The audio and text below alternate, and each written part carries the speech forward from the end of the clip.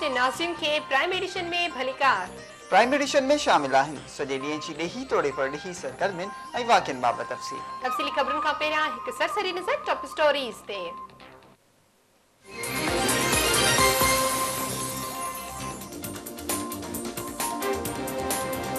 कैरी लूगर bill बाबति फौजी क़यादत जे ख़दशनि खां पोइ आला सताई इजलास सदर बराक ओबामा बिल ते सहीअ जो अमल मुलतवी करे छॾियो।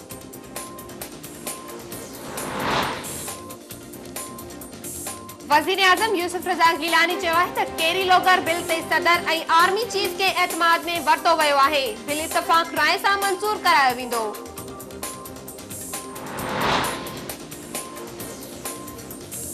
PPMKM इख़्तिलाफ़ बरक़रार सुभाणे थींदड़ सिंध असेंबलीअ जे इजलास में कमिश्नरी निज़ाम जी बहालीअ बाबति बिल पेश न थींदो।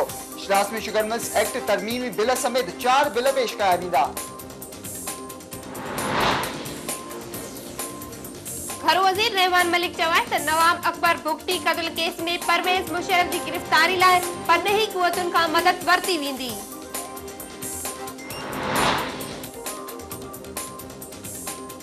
भारत पाकिस्तान ते इल्ज़ाम मड़ियो आहे त हू कश्मीर में वेढ़ाकनि खे हथियारी तरबियत ॾेई रहियो आहे।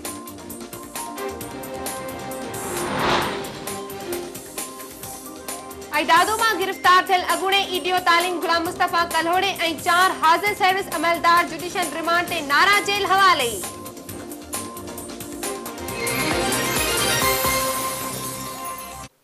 नाज़रीन, कौमी असेंबली में कैरी लूगर बिल ते बहस जारी आहे। वज़ीर आज़म सैयद यूसुफ रज़ा गिलानी कौमी असेंबली में ख़िताब कंदे चयो त कैरी लूगर बिल ते सदर ऐं आर्मी चीफ खे एतमाद में वरितो वियो हो। इन सिलसिले में वधीक तफ़सील मालूम करण नाज़रीन, ॻढ़े खैरे जे 2 पोढ़ियतनि नौजवाननि जे मुबैना पुलिस मुक़ाबले में मारिजी वञण वारे वाक़िए में अञा ताईं संदनि वारसनि खे इंसाफ़ न मिली सघियो आहे। संजर भट्टी थाणे जे हद में मुबैना तौर ते धाड़ियल करार ॾेई मारियल 2 नौजवाननि इमदाद खोसो ऐं हक़नवाज़ खोसो वारे वाक़िए जी जांच हेसि ताईं को बि नतीजो न ॾेई सघी आहे। इन में जंहिं तारीख़ ते 19/1 ते इहो 19/8 ते इहो मुक़ाबिलो ॾेखारियो वियो आहे, ॼाणायो वियो आहे। उन खां पोइ ही 5-6 ॾींहं खनि थींदा मूं वटि आया हुया जनाब DIG साहिब जे हुकुम सां असां इंक्वायरी शुरू कई आहे। सुजावल थाणे जे पुलिस हथां मुबैना तौर धाड़ियल करार ॾेई 2 नौजवाननि ते जेतोणीकि को केस या ॾोहारी रिकॉर्ड साबित न थी सघियो आहे। तंहिं हूंदे सुजावल पुलिस अॼु पंहिंजे मौक़फ़ ते क़ाइमु आहे त हुननि 19 अगस्त 2009 ते 2 धाड़ियल ई मारिया हुआ। खादम साहब जे एनकाउंटर थी उन खां पोइ असां फोन ज़रिए मूंखे ॿुधाई मां उते पहुतुमि पोइ खादम साहब ते एफआईआर दाख़िल कई मुंहिंजे थाणे जे 5 ॿारनि जो नाला आहिनि। खादम साहब जेका 5 किले नामीज़दनि सुञातो। ॿिए पासे घर जे अकेले कमाईंदड़ इमदाद खोसो ऐं हक़नवाज़ खोसो जे घर वारनि जी अॼु बि साॻी दावा आहे त असांजा कूंदर बेगुनाह मारिया विया आहिनि ऐं उहे पोरियत हुआ। हथे खाली हुया, उहो बि बग़ैर हथे खाली आहे बि SHO खादिम हुसैन मंगसी जीअं प्राइवेट गाॾी में वञी उते अॻु वठी हुननि खे चई त बाबा तव्हां बीहो। हे बीठा हिननि चयो बाबा असां खोसाऊं हारियूं मिसकिनूं ग़रीबूं असां पाड़े में असांजी ख़ैरात आहे। मुंहिंजे पीउ जी चाचे जी मां ओॾे थो वञां, असां मिसकिनूं रोंबे खां निकिता था वञूं।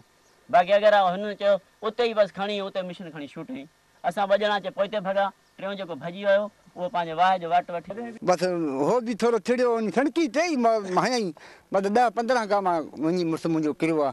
पोइ गोली जो हयईं त अॻियां निकिरी गोली हिकिड़े सां मुंहिंजे पुट ते थॾे ते मरी वियो। हो खोसो फटी थियो। ग़रीब माण्हुनि खे धाड़ियल ॼाणाए और उन्हनि जे मथां गोलियूं हलायूं थियूं वञनि। जेके कानून जा रखवाला पंहिंजे मुल्क जे अवाम खे ग़रीब मारूड़नि खे रस्ते वेंदे गोलियूं हलाए क़तल कनि त पोइ हिननि खे इंसाफ़ किथों ॿाहिरि मिलंदो।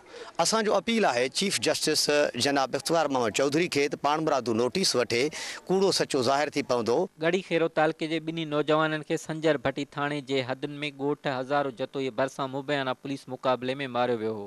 2-2:30 बजे टाइम हुयो जेको आहे त 2 फायर थिया। 2 फायरनि खां बाद में 15-20 मिंट गुज़रिया पोइ हिकिड़ो फायर थियो। गाॾी जेकी त अछी गाॾी ते पुलिस आई, पोइ वरी मोबाइल आई उन ते जेकी माना मथां ढकियल न हूंदी आहे। फायर कुल टोटली 3 थिया। मुक़ाबिलो कंदड़ सुजावल थाणे जी पुलिस कंबर मां पोस्टमार्टम कराए लाश वारसनि हवाले कया हुआ। होॾां फोतियुनि जे वारसनि जी घुर आहे त वाक़िए जी जांच करे हिननि खे इंसाफ़ ऐं तहफ़ुज़ फराहम कयो वञे। कुछ अदल कयो ग़रीबनि जो, असांजो ॻाल्हा बि नथो निकिरे। असां बेमुख़्त मारिजी आहियूं हिन क़ुर जे लॻ। जेकॾहिं वाक़ियो हथ ठोकियो आहे त पोइ उन में महलूस पुलिस अहलकारनि ऐं ॿियनि खे सख़्तु सज़ा ॾिनी वञे त जीअं वरी को ॿियो कंहिं जीजल माउ जी झोली ख़ाली करण जी हिमत न करे सघे।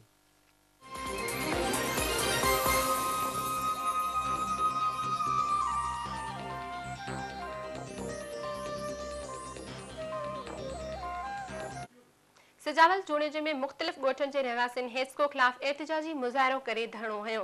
ॻोठ अज़ी भुट्टो बहादुरन, कोटलाल बख्श महेसर ऐं ॿियनि ॻोठनि जे रहवासियुनि बिजली जी लोड शेडिंग ख़िलाफ़ मंसूर